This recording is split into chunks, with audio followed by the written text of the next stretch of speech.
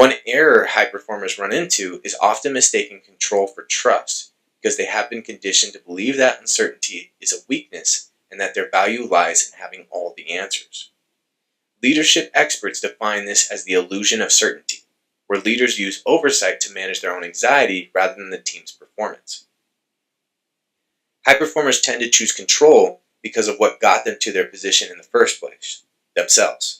They have a hard time trusting others to be successful because they haven't really done it. This leads to a pattern where, under high pressure, high performers instinctively tighten their grip, micromanaging details and dictating decisions, believing is the only way to ensure results, because this is how they operated previously. And while it worked before, now it's just suffocating the team. And as high performers, they carry the burden of expectation. They often feel it is their duty to be a mountain of certainty for their team, assuming that showing any doubt would erode their credibility. It just isn't true. Honestly, the more vulnerable we are, the more I've done it more myself, the more I see that it actually adds to credibility in times, because they see that we're being genuine and authentic of just who we are. Or simply making a mistake, such as misunderstanding accountability. Many mistake holding people accountable, which is often focused on rules and punishment, for building trust, which is focused on values and empowerment. Now, how does control backfire? Choosing control over trust creates a performance drag that actively undermines high-stakes goals. It erodes initiative. When a leader dictates every move, team members stop sharing ideas and taking initiative, assuming their input doesn't matter.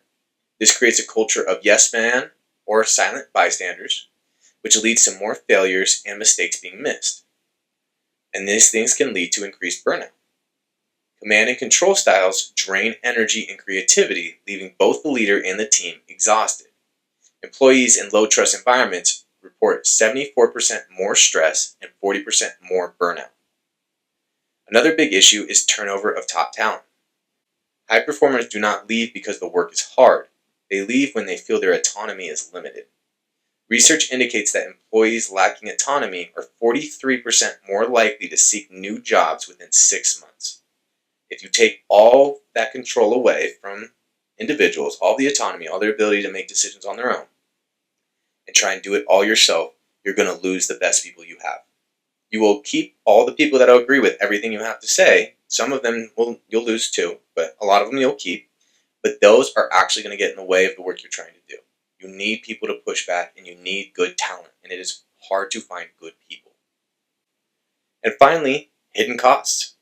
Micromanagement reduces productivities as employees spend more time seeking approvals than doing the work. It signals to the team that they are not trusted, leading to learned helplessness, where people only perform the minimum required and they hold things back. They're more conservative because they're scared of doing something wrong or having it blow up in their face. So I have another story I'm going to go into for you guys. This is a little more business focused. And again, of course, it's confidential, so don't worry about that. A leadership team I was working with had some very strong individual performers, but constant friction. Deadlines were slipping, decisions were stalling, and meetings just felt tense. Everyone was doing their job, yet no one felt aligned. In turn, after some exploring, we found the issue they were facing wasn't competence, it was trust. Leaders didn't trust follow-through, so they double-checked. They didn't trust reactions, so they withheld feedback. Through personally tailored, structured work on role clarity, communication under stress, and rebuilding reliability, the team was able to shift. Decision-making sped up, meetings shortened, and leaders stopped carrying unnecessary emotional weight. The business didn't just stabilize after all this, it scaled, which led to opportunities to expand and further their success in ways they never had before. And this is just a few of so many different examples of how using this work that we do here at Premier Performance can unlock a whole nother level for you, your team, and the company you're working for, or the work that you're doing yourself. There's a belief out there, or saying out there, that if you want to go fast, go alone. But that belief can actually hurt you.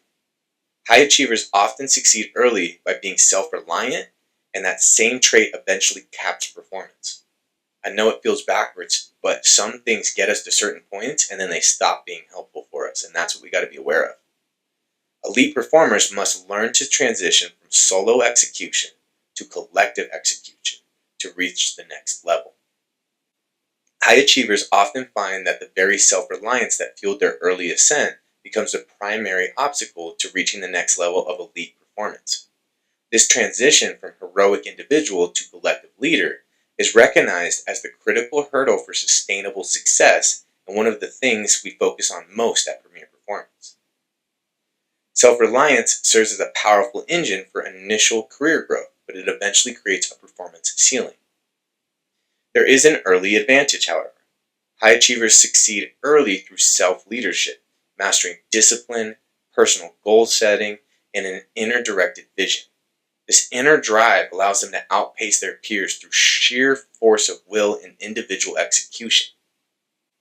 But reliance on solo execution alone creates a performance cap, because time, energy, and attention are finite resources. When an individual is solely responsible for everything, they reach a structural limit where they can no longer scale their impact. There is a cost of going it alone. Chronic self-reliance often leads to burnout and isolation. By refusing to delegate, high performers lose out on diverse perspectives and innovative thinking, effectively working in an echo chamber that limits long-term resilience. This is why it is essential to transition from solo to collective execution. To break through the performance ceiling, elite performers must evolve their strategy from individual output to team-based capability.